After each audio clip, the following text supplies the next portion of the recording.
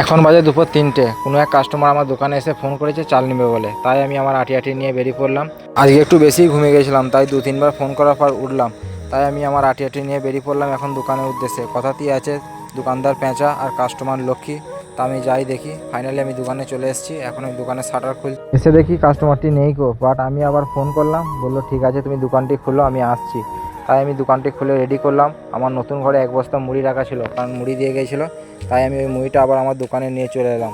তারপরেও দেখছি এখনও ওই লোকটি এলো না। ভাবলাম অন্য দোকান থেকে নিয়ে নিয়েছি। আমি প্রচণ্ড ঘুমাচ্ছিলাম, কিন্তু উনি আমাকে 2-3বার ফোন করলো, তাই আমি ঘুম ভেঙে এলাম।